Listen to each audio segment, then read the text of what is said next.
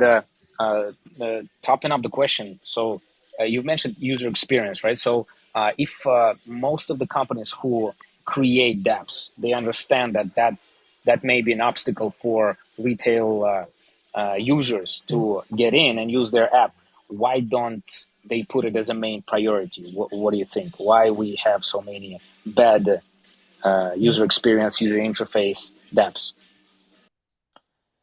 I think just because this industry relies heavily on tech, right? And so there's a lot of people who are very well versed, engineers, developers, where they understand this tech very much so to where, you know, the user interface, the user experience seems normal to them, but to your average user, to your everyday, like I said, Web2 mobile app user, it's a whole different world. Like even for me, a lot of times, coming from a marketing background, I'll travel around to a lot of conferences. Like I was just at 2049, KBW, and sometimes I have great conversations, but then sometimes I have these conversations where I'm like, I'm pretty up to date with Web3, but I'm not exactly sure what you're talking about. Like there's, these developers who are very smart, they're very understanding of the tech. So I think one of the big things is the industry is so focused where we need to not slow down the tech because the tech is always going to be advancing, but make it more understandable and relatable to your average user. And I think that's how we're going to obviously onboard mass, create mass adoption of Web3. Gotcha. Thanks for explaining that. So basically, we need a makeup artist for our tech guys who provide these solutions. So yeah, I agree with you on that. Yeah, I have a different take, but along a similar vein.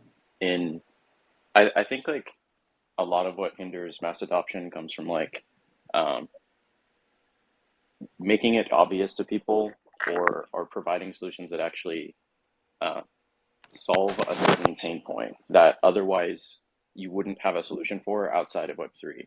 So like if we think of say, I think right now, I mean it's a bear market, so this isn't like super terrible, but like Ethereum, I think monthly active users is on the I don't have it in front of me, but I think it's like between like 5 and 10 million, right? In terms of people versus if you compare to something like Uber or Amazon. I know it's like an unfair comparison because they're giant, but it's almost like they're on the scales in like the hundreds of millions in monthly actives. And I think part of that is because like, if you need a ride somewhere and you don't have it, it's a pretty pressing problem. So it makes a ton of sense. Versus like a lot of the things that people make solutions for in Web3 sometimes aren't really solving a problem that, like your grandmother would have or something, or would be apparent to them.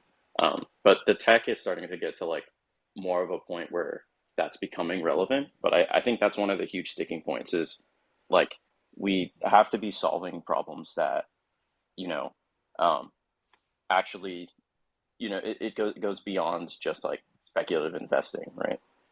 So yeah. Yeah, the